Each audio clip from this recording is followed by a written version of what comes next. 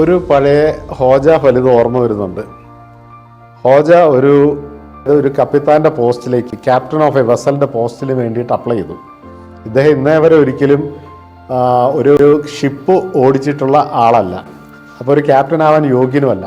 അദ്ദേഹം ഇൻ്റർവ്യൂവിന് ചെല്ലുമ്പോൾ ചോദിക്കുന്ന ഒരു ചോദ്യമുണ്ട്, നിങ്ങൾ കപ്പലിൽ പോകുന്ന സമയത്ത് പെട്ടെന്ന് ഷിപ്പ് ആടി ഒലഞ്ഞ് എന്തെങ്കിലും ഒരു പ്രശ്നം ആയിക്കഴിഞ്ഞാൽ എന്ത് ചെയ്യുന്നു? അപ്പോൾ ഹോജ പറയും, ഞാൻ നങ്കൂരം ഇടും.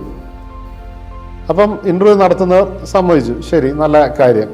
വീണ്ടും ഇതേ ചോദ്യം കുറച്ചുകൂടി കഴിഞ്ഞ് ചോദിച്ചു. അപ്പോഴും ഉത്തരം ഹോജ പറഞ്ഞു, ഞാൻ നങ്കൂരം ഇടും.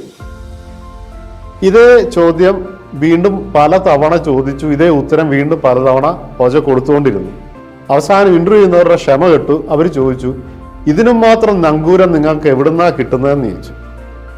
അപ്പം ഹോജ പറഞ്ഞൊരു കാര്യം, ഇതിനും മാത്രം കപ്പൽ ആടി ഒലയിൽ നിങ്ങൾക്ക് എവിടുന്നാ കിട്ടുന്നത്, അവിടുന്ന് തന്നെ എനിക്കും നങ്കൂരം കിട്ടുന്നു.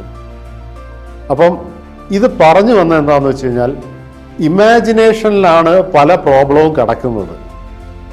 അപ്പം ഇമാജിനേഷനുള്ള പ്രോബ്ലത്തിൻ്റെ സൊല്യൂഷൻ ഇമാജിനേഷനിൽ തന്നെയാണ്.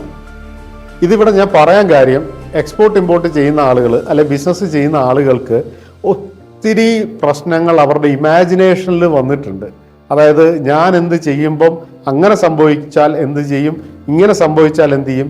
ഈ ഇമാജിനേഷനിലെ പ്രോബ്ലത്തിന് ഇമാജിനേഷനിൽ കൂടി സൊല്യൂഷൻ കിട്ടണമെങ്കിൽ നിങ്ങൾ ആധികാരികമായി സൊല്യൂഷൻ കിട്ടുന്ന ഒരു സ്ഥലത്ത് നിന്ന് കാര്യങ്ങൾ മനസ്സിലാക്കണം. അങ്ങനെ മനസ്സിലാക്കി കഴിഞ്ഞാൽ ഈ പ്രോബ്ലത്തിനെ നിങ്ങൾക്ക് സൊല്യൂഷനായിട്ട് കിട്ടും.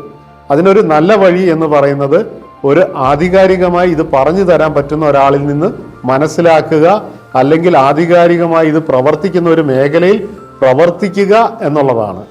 അപ്പം ഇത് ഞാൻ പറയാൻ കാര്യം, എല്ലാവർക്കും ഇമാജിനേഷൻ അപ്പുറത്ത് നിന്ന് കാര്യക്ഷമമായി എന്തെങ്കിലും ചെയ്യാൻ സഹായിക്കുന്ന ഒരു രീതിയിലേക്ക് എത്തിക്കാൻ വേണ്ടിയിട്ട് മാത്രമാണ്.